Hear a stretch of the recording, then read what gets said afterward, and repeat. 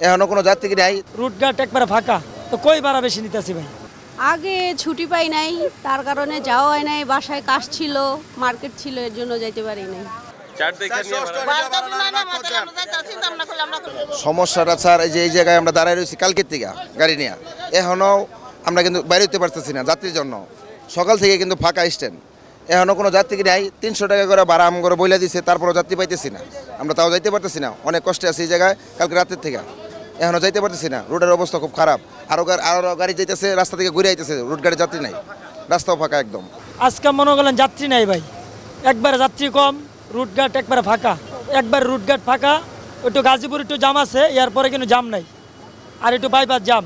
ওখানে একবারে যাত্রী নাই, সব স্টাফ দেখেন, সব স্টাফ। এই হলো আমরা পরিচিতি, তো কই ভাড়া বেশি নিতেছি ভাই?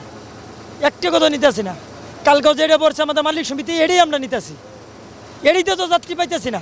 ভাড়া 400 টাকা করে চাচ্ছে, এখন আমাদের আর কি করার। প্রথমে 300 টাকা বলছে, 300 টাকা, এখন 400 টাকা বলছে। বেশি দিব কেন, এনে তো আমাদেরকে কেউ কিছু করে নাই। আগে একটাতে উঠছি, ওনার থেকে নামাই দিছে আমাদেরকে। আমরা জব করি তো একটু, এই জন্য একটু যাইতে লেট হয়েছে। আগে ছুটি পাই নাই, তার কারণে যাওয়া হয় নাই, বাসায় কাজ ছিল, মার্কেট ছিল, এর জন্য যাইতে পারি নাই। ভাড়া গেছেবার থেকে এখন একটু কম আছে, গেছেবার 500 করে গেছে, এবার 400 করে যাইতেছে।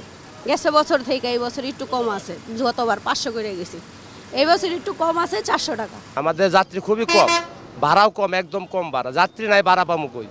একদিন গেছি, 2 দিন তো পাইছি না, আমরা মার পাই নাই, একদিন মার পাইছি আমরা। এই যে 420 টাকা ভাড়া, 300 250 এরকম ভাড়া বলে, কেমনে কি করাম?